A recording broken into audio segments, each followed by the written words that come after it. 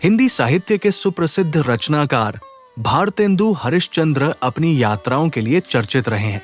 उन्होंने भारत के अनेक गांवों और नगरों की यात्राएं की और उनके विषय में पत्र पत्रिकाओं में लिखा भी। प्रकृति, इतिहास, संस्कृति और पुरातत्व का अध्ययन करने में यात्राओं से उन्हें बहुत सहायता मिली। वे मानते थे कि शिक्षा की पूर्ति पुस्तकों से ही नहीं, यात्राओं से भी होती है। भारतेंदु हरिश्चंद्र 1871 ई में हरिद्वार की यात्रा पर गए थे। वे लिखते हैं, मेरा तो चित्त वहां जाते ही ऐसा प्रसन्न और निर्मल हुआ कि वर्णन के बाहर है। हरिद्वार की प्रकृति, वहां के पर्वतों, पक्षियों, वृक्षों और कल कल बहती गंगा, वहां के घाटों, लोगों, दुकानों और गंगा तट के मनोरम दृश्यों को देखकर वे अति आनंदित हुए। इस पाठ में उन्होंने कविवचन सुधा पत्रिका के संपादक के नाम पत्र लिखते हुए अपनी उसी हरिद्वार यात्रा का रोचक वर्णन प्रस्तुत किया है। इस पत्र में प्रयुक्त हिंदी का स्वरूप लगभग 150 वर्ष पुराना है।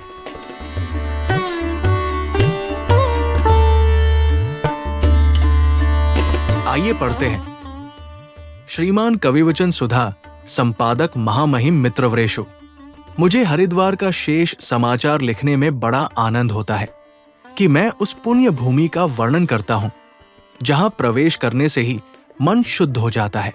ये भूमि 3 और सुंदर हरे भरे पर्वतों से घिरी है, जिन पर्वतों पर अनेक प्रकार की वल्लरी हरी भरी सज्जनों के शुभ मनोरथों की भांति फैलकर लहलहा रही है। और बड़े बड़े वृक्ष भी ऐसे खड़े हैं मानो एक पैर से खड़े तपस्या करते हैं। और साधुओं की भांति घाम, ओस और वर्षा अपने ऊपर सहते हैं।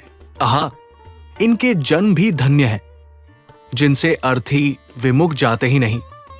फल, फूल, गंध, छाया, पत्ते, छाल, बीज, लकड़ी और जड़, यहां तक कि जले पर भी कोयले और राख से लोगों पर अनेक रंग के पक्षी चहचहाते हैं और नगर के दुष्ट बधिकों से निडर होकर कल्लोल करते हैं। वर्षा के कारण सब और हरियाली ही दृष्टि पड़ती थी, मानो हर एक गलीचे की यात्रियों के विश्राम हेतु बिछायत बिछी थी। एक और त्रिभुवन पावनी श्री गंगा जी की पवित्र धार बहती है, जो राजा भगीरथ के उज्जवल कीर्ति की लीला सी दिखाई देती है। जल यहाँ का अत्यंत शीतल है और मिष्ट भी वैसा ही है मानो चीनी के पने को बर्फ में जमाया है। रंग जल का स्वच्छ और श्वेत है और अनेक प्रकार के जल जंतु कलोल करते हुए यहाँ श्री गंगा जी अपना नाम नदी सत्य करती है, अर्थात जल के वेग का शब्द बहुत होता है और शीतल वायु नदी के उन पवित्र छोटे छोटे कणों को लेकर स्पर्श ही से पावन करता हुआ संचार करता है। यहाँ पर श्री गंगा जी ही के नाम से इन दोनों धारों के बीच में एक सुंदर नीचा पर्वत है और नीलधारा के तट पर एक छोटा सा सुंदर चुटीला पर्वत है और उसके शिखर पर चंडिका देवी की मूर्ति है। यहाँ हरि की पैरी नामक एक पक्का घाट है और यही स्नान भी होता है। विशेष आश्चर्य का विषय यह है कि यहाँ केवल गंगा जी ही देवता है, दूसरा देवता नहीं। यो तो बैरागियों ने मठ मंदिर कई बना लिए हैं। श्री गंगा जी का पाट भी बहुत छोटा है पर वेग बड़ा है। तट पर राजाओं की धर्मशाला यात्रियों के उतरने के हेतु बनी है और दुकानें भी बनी हैं, पर रात को बंद रहती है। ये ऐसा निर्मल तीर्थ है कि काम क्रोध की खानी जो मनुष्य है सो वहां रहते ही नहीं। पंडे दुकानदार इत्यादि कनखल व ज्वालापुर से आते हैं। पंडे भी यहाँ बड़े विलक्षण संतोषी है, ब्राह्मण होकर लोभ नहीं। ये बात इन्हीं में देखने में आई। एक पैसे को लाख करके मान लेते हैं। इस क्षेत्र में 5 तीर्थ मुख्य है: हरिद्वार, कुशावर्त, नीलधारा, विल्व पर्वत और कनखल।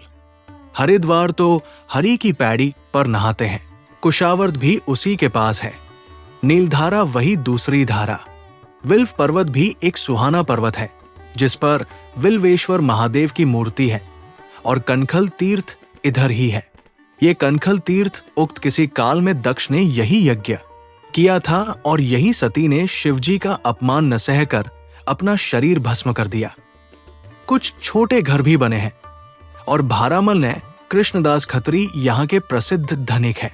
हरिद्वार में ये बखेड़ा कुछ नहीं है और शुद्ध निर्मल साधुओं के सेवन योग्य तीर्थ है। मेरा तो चित्त वहां जाते ही ऐसा प्रसन्न और निर्मल हुआ कि वर्णन के बाहर है। मैं दीवान कृपाराम के घर के ऊपर के बंगले पर टिका था। ये स्थान भी उस क्षेत्र में टिकने योग्य ही है। चारों ओर से शीतल पवन आती थी। यहां रात्रि को ग्रहण हुआ और हम लोगों ने ग्रहण में बड़े आनंद पूर्वक स्नान किया और दिन में श्री भागवत का पारायण भी किया। वैसे ही मेरे संग कन्नूजी मित्र परमानंदी भी थे। निदान इस उत्तम क्षेत्र में जितना समय बीता बड़े आनंद से बीता। एक दिन मैंने श्री गंगा जी के तट पर रसोई करके पत्थर पर ही जल के अत्यंत निकट परोसकर भोजन का सुख सोने के थाल के भोजन से कहीं बढ़ के था। चित्त में बारंबार ज्ञान, वैराग्य और भक्ति का उदय होता था। झगड़े लड़ाई का कहीं नाम भी नहीं सुनता था। यहां और भी कई वस्तु अच्छी बनती है। जनेऊ यहां का अच्छा महीन और उज्जवल बनता है। यहां की कुशा सबसे विलक्षण होती है, जिसमें से दालचीनी, जावित्री इत्यादि की अच्छी सुगंध आती है। मानो ये प्रत्यक्ष प्रकट होता है कि ये ऐसी पुण्य भूमि है कि यहाँ की घास भी ऐसी सुगंधमय है। निदान यहाँ जो कुछ है अपूर्व है और ये भूमि साक्षात विरागमय साधुओं और विरक्तों के सेवन योग्य है। और संपादक महाशय, मैं चित्त से तो अब तक वही निवास करता हूँ और अपने वर्णन द्वारा आपके पाठकों को इस पुण्य भूमि का वृतांत विदित करके मौनावलंबन करता हूँ। निश्चय है कि आप इस पत्र को स्थान दान दीजिएगा। आपका मित्र यात्री भारतेंदु हरिश्चंद्र।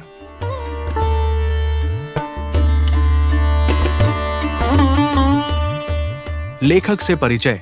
निज भाषा उन्नति है, सब उन्नति को मूल का उद्घोष करने वाले भारतेंदु हरिश्चंद्र ने कविता, नाटक, निबंध और यात्रा वृत्तांत आदि अनेक विधाओं में लेखन कार्य किया। 1850 से 1885 इन्होंने कविवचन सुधा, हरिश्चंद्र मैगजीन, हरिश्चंद्र चंद्रिका और स्त्रियों के लिए बाला बोधिनी पत्रिकाएं प्रकाशित की। इनकी रचनाओं में समाज सुधार, राष्ट्र प्रेम, अंग्रेजी शासन का विरोध, स्वाधीनता की भावना के स्वर सुनाई देते हैं। इन्हें आधुनिक हिंदी साहित्य का जनक माना जाता है। सत्य हरिश्चंद्र, भारत दुर्दशा, अंधेर नगरी और सरयू पार की यात्रा इनकी उल्लेखनीय कृतियां हैं।